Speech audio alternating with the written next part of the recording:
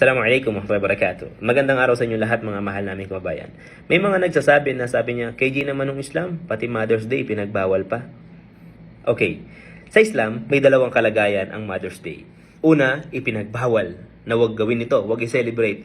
Pangalawa, ipinag-utos. Ha? Paano nangyari yon? Ipinagbawal tapos ipinag-utos. Pagkatapos mong ipagbawal, tsaka mo pinag-utos. Tama ba yon?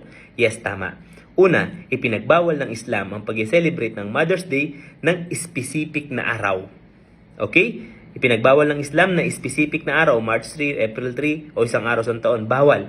Pero ipinag-utos ng Islam na mag-celebrate ka ng pagmamahal mo sa iyong magulang araw-araw. Paano pag-celebrate? Maghahanda ka? Hindi. Iparamdam mo sa kanila ang pagmamahal mo araw-araw. Sinabi nga ng Allah, وَقَدَ رَبُّكَ أَلَا تَعْبُدُوا إِلَّا إِيَّهُ وَبِالْوَالِدَيْنِ إِحْسَانًا. Sabi ng Allah, pagkatapos na utusan kanya na sambahin siya lamang, at galang mo daw ang iyong mga magulang. Mahalin sila, igalang sila, huwag magsalita ng mga bad words sa kanila. Lalo na kung sila ay nasa matatanda na, kailangan ng suporta ninyo bilang mga anak.